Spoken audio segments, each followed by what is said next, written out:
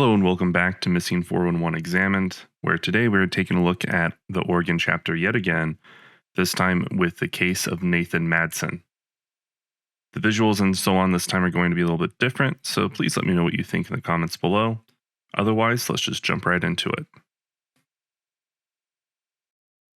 Nathan Madsen, who was 9 years old at the time, went missing on Sunday, October 22nd, 1989, from Little Deschutes River Valley, Oregon. Nathan's family were cattle ranchers, and on the day that he went missing, he was with his family as they herded their cattle through this area. Nathan, who was riding a pony for the job, rode up to his father, Jerry, and complained that it was cold and that he wanted to return to camp. Jerry allowed this, assuming that his son would follow the trail back to their nearby encampment. Later that evening, Jerry returned to the camp himself and met with his wife, Sarah. To his surprise and alarm, Sarah indicated to him that Nathan had not yet returned.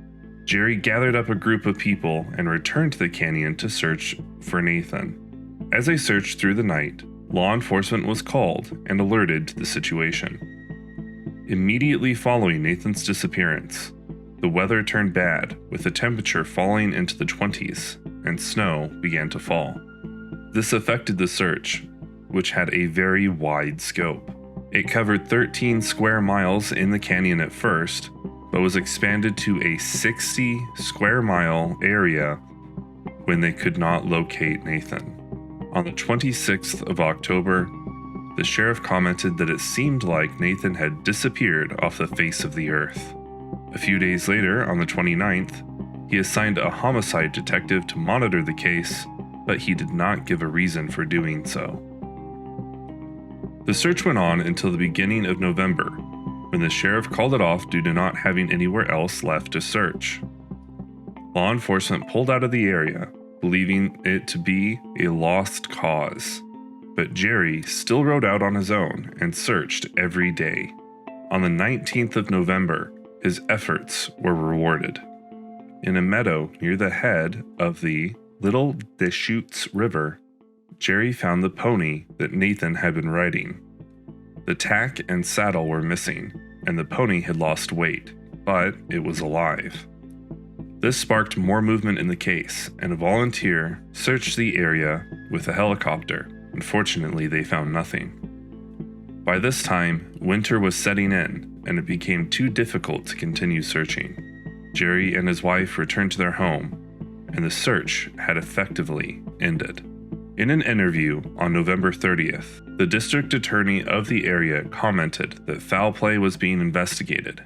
It seemed unlikely that anybody was waiting to abduct Nathan, but given that they had searched everywhere, there was little else to explain why he wasn't found. The following summer, on July 23rd, it was reported that remains had been found in the area.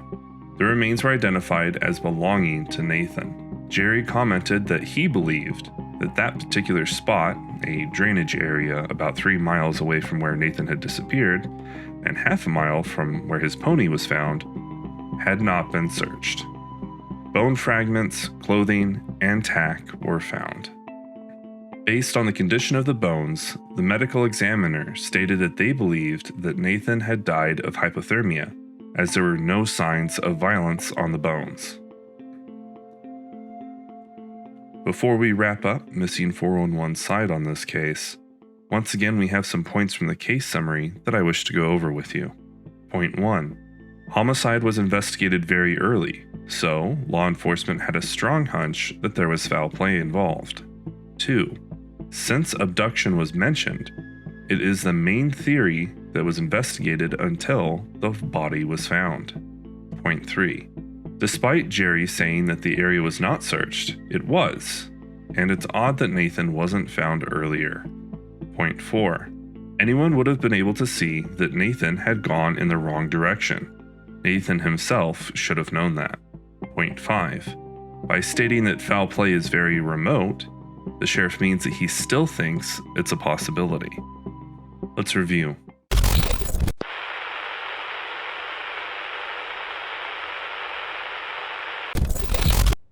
Let's begin the review by talking about the weather.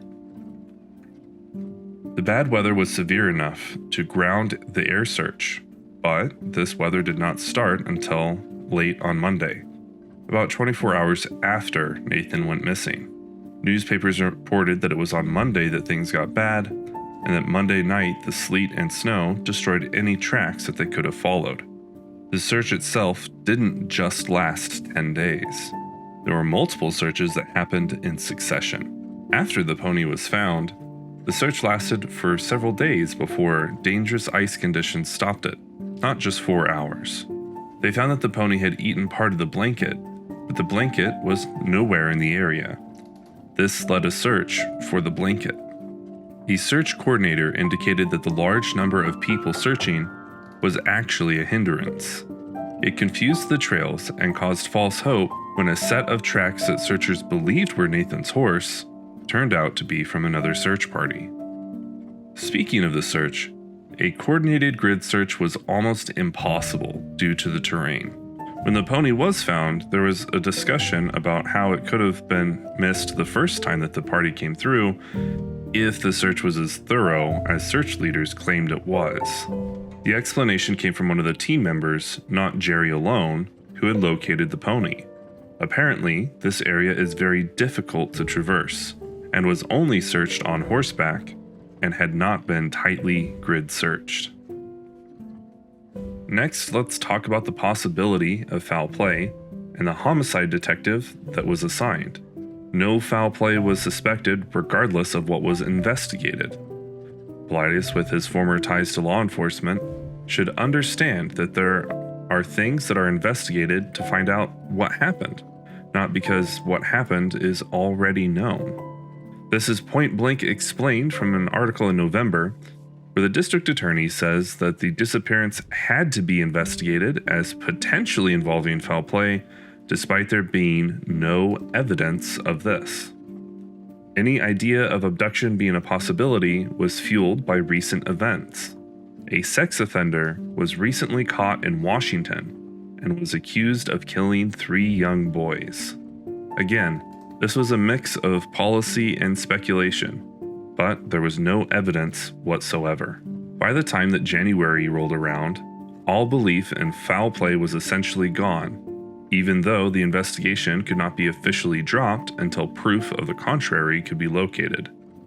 Finally, let's talk about the body. In the early days of the search, Nathan's parents indicate that Nathan knew what to do when he got lost. That is, he knew to set up camp, stay put, and to use his horse for warmth. From the state of his body and clothing, that appears to be exactly what he did. He took the tack off his horse and set up a rudimentary camp in an open area near the head of the river. While this would have good sight lines, it's noted that this was a poor choice due to the wind making it difficult to hear searchers calling out for him. The lack of protection from the wind would also have made things much more cold and wet than a more insulated campsite. It's also explained why he was found in the opposite direction of his camp. When he failed to find his way back to camp, he turned around to try and find his father and the herd. However, by that time, they had already moved on from the area that they were in previously. Now even more lost and not knowing what else to do, he did what he thought the right thing was, and he set up a rough camp in an open area. Further, in terms of cause of death, it was not just the medical examiner who took a look at the remains. A doctor of forensic anthropology was called in to identify the remains, as well as determine cause of death if possible. They agreed that there was no sign of foul play, and determined that hypothermia was the most likely answer. There is, or at least was, a plaque placed in the area where Nathan went missing before he was found. The plaque reads, quote, "This way leads to Nathan Madsen, born July 24th, 1980, lost October 22nd, 1989. Thanks to all the friends who assisted in the search." Close quote.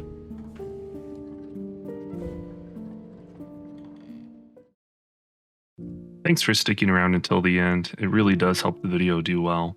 And speaking of helping out, thank you to my patrons especially. If it weren't for you guys, I probably would have put this on hold for a while, as I am in the process of moving. In particular, I'd like to thank the anonymous patron as well as Nigel B of the public recognition tier. Again, I really appreciate you guys. I wouldn't be able to do this without you. And thanks to everybody who's watching. Early on, I said that it didn't really matter to me how many people saw this. The point was that the information was going out, but I'd be lying if I said that it didn't provide quite a morale boost to see the interest that some of these videos generate. Until next time, take care.